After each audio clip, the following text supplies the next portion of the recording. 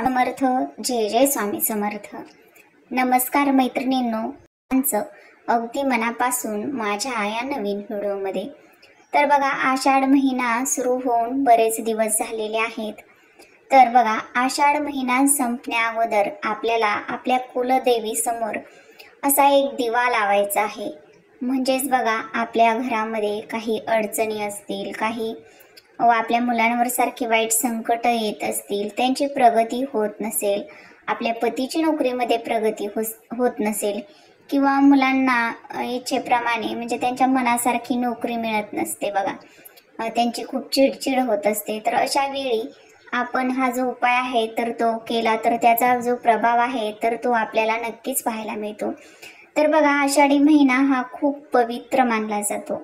श्रावण महिन्याला जितकं पवित्र मानलं जातं तितकाच हा आषाढ महिना सुद्धा पवित्र मानला जातो. आषाढ महिना हा आपल्या कुलदेवीची सेवा करण्यासाठी, कुलदेवीचा कुळाचार करण्यासाठी अतिशय प्रभावी म्हणजेच अतिशय महत्त्वाचा मानला जातो.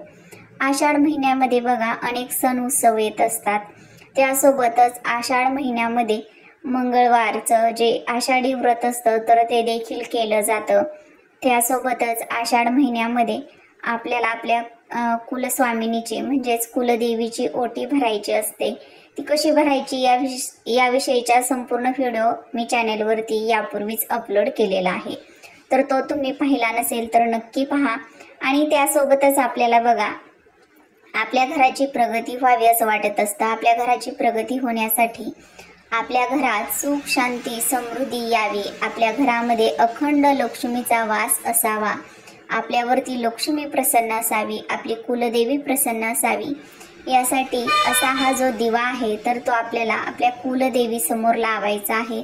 तर बघा, आषाढ महिना संपत आलेला आहे आणि आषाढ महिन्यातील अवघे 7 ते 8 दिवस राहिलेले आहेत. तर आषाढ महिना संपण्या अगोदर तुम्हाला हा जो दिवा आहे तर तो आपल्या कुलदेवी समोर लावायचा आहे. तर बघा, हा दिवा कसा लावायचा, कोणत्या वेळेमध्ये लावायचा याविषयीची संपूर्ण माहिती आज आपण या व्हिडिओमध्ये पाहणार आहोत.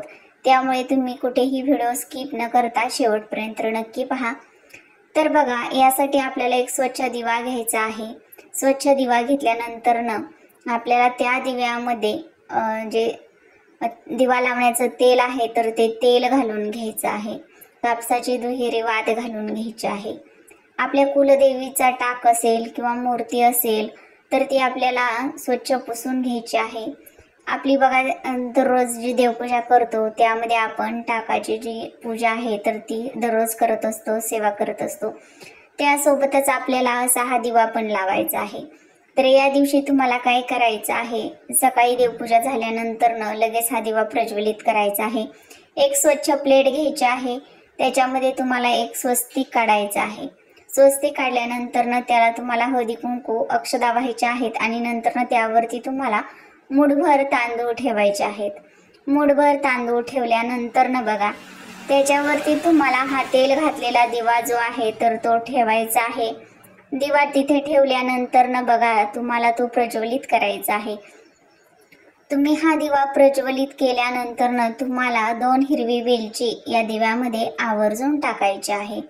या दिव्यामध्ये 2 हिरवी वेलची टाकल्यानंतर तुम्हाला दोन्ही हात जोडून तुमच्या कुलस्वामिनीला नमस्कार करायचा आहे.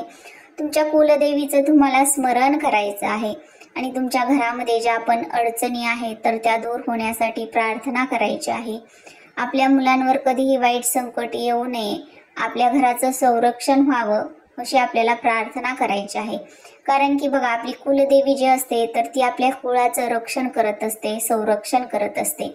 आपल्या घरावरती येणारं प्रत्येक विघ्न दूर करण्याचं जे काम आहे तर ती आपली कुलदेवी करत असते आणि म्हणूनच असा हा जो दिवा आहे तर तो आपल्याला लावायचा आहे. आता बघा, हा जो दिवा आहे तर तो तुम्ही मंगळवारच्या दिवशी किंवा शुक्रवारच्या दिवशी सकाळी लावायचा आहे. आणि सकाळी लावल्यानंतर या दिव्यामध्ये तुम्हाला दिवसभर हा दिवा जळत राहील इतपत तेल या दिव्यामध्ये तुम्हाला घालून घ्यायचं आहे. तर बघा, दिवा तुम्हाला घेताना मोठ्या आकाराचा घ्यायचा आहे म्हणजे त्यामध्ये जास्त तेल बसेल. आणि नंतर हा दिवा तुम्हाला दिवसभर आणि रात्रभर तसाच प्रज्वलित ठेवायचा आहे. आपल्याला तो विझू द्यायचा नाही. आणि अशा पद्धतीनं हा दिवा प्रज्वलित करायचं आहे. यानंतर दुसऱ्या दिवशी तुम्हाला काय करायचं आहे, या दिव्यातील 2 जी वेलची आहे हिरवी, तर ती वेलची तुम्हाला काढून निर्माल्यामध्ये टाकायची आहे. आणि त्यासोबतच बघा ह्या दिव्यामधील जी वात आहे ती देखील काढून टाकायची आहे. नंतर तो दिवा तुम्ही पुन्हा घासून स्वच्छ करून तुमच्या देवघरामध्ये प्रज्वलित करायचा आहे दुसऱ्या दिवशी. तर अशा पद्धतीनं अतिशय साधा सोपा उपाय मी आज तुम्हाला सांगितलेला आहे. प्रत्येकानं आपल्या घराची प्रगती व्हावी, पतीची प्रगती व्हावी, मुलांना प्रत्येक क्षेत्रामध्ये यश मिळावं, यासाठी तुम्हाला हा दिवा प्रज्वलित करायचा आहे. आजची माहिती आवडल्यास व्हिडिओला लाईक करा, शेअर करा. चॅनेलवरती नवीन आला असाल तर प्लीज चॅनेलला सबस्क्राईब करा आणि असेच नवनवीन माहितीपूर्ण व्हिडिओ पाहत राहा.